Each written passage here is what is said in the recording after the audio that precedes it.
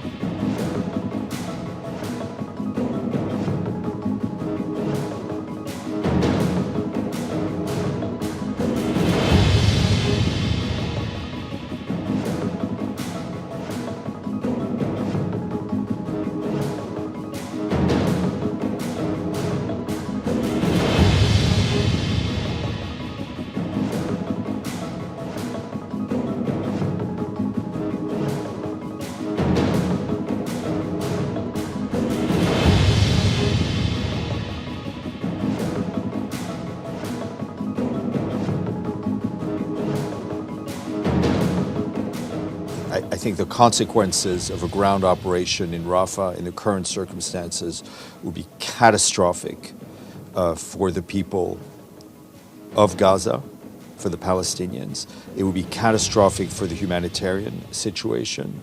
It would be catastrophic all around. We very much hope that all of this can be avoided. We understand there's negotiations are still going on, and we continue to hope that we will the parties will find a way to a ceasefire to ensure the greater humanitarian access, to ensure the release of all the hostages held by Hamas and others in Gaza, and frankly to open up a way forward for the people of Palestine and the people of Israel.